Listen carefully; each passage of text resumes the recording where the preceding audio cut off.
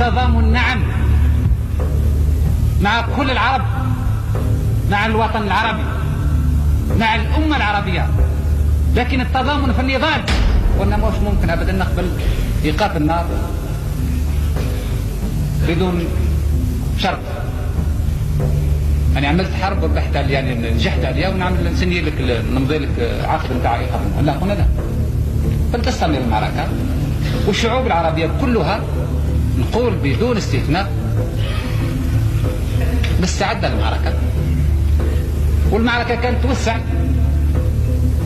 وما كانش تبقى إلا من أجل القدس، كانت تتوسع وكانت ربما تصل الثورة الحقيقية، الثورة التاريخية اللي هي كانت تكون أساس نهضة جديدة في الوطن العربي وبعد جديد للأمة العربية.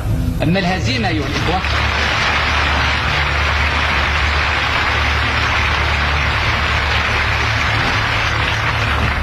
أما الهزيمة إذا كانت بقات وتأكدت معناها أنها تأكد بصفة نهائية، بصفة لا تدع مجالا إلى الشك والخلاف أن ما يسمى بالأمة العربية أو ما يسمى ببعث عربي جديد أو بنهضة عربية جديدة معناها انتهت.